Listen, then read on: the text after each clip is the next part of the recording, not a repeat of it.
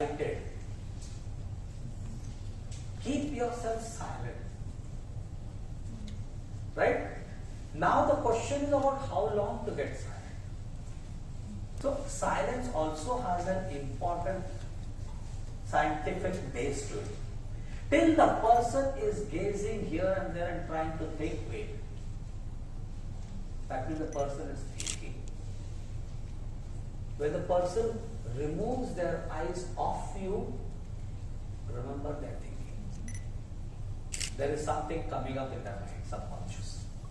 If they have eye-to-eye contact, there is no thinking happening. The person is fully conscious, like it is over. Are you getting? Yeah? So when the person is thinking, they will not have eye-to-eye contact. See, our own self during the Viva exams.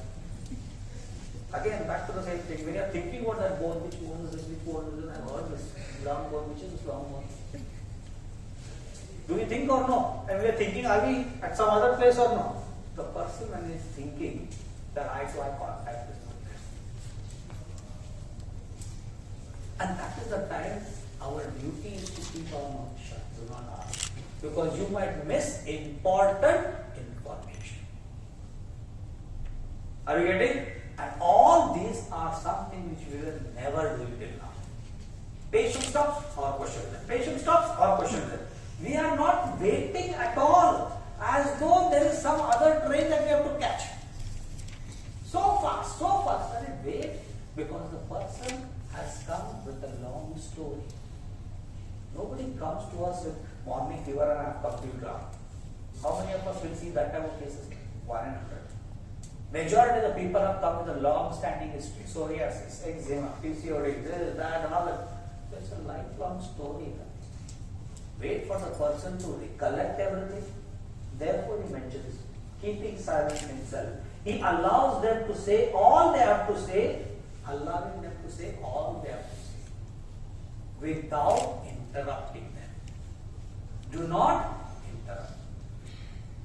Now some people will say, oh, they need to take such a long time and I've got a busy practice. No doubt. Even though you have a busy practice, you can remove that patient down and keep that person, call upon the your free time. You can do that. Not necessarily you have to do that in the crowd only.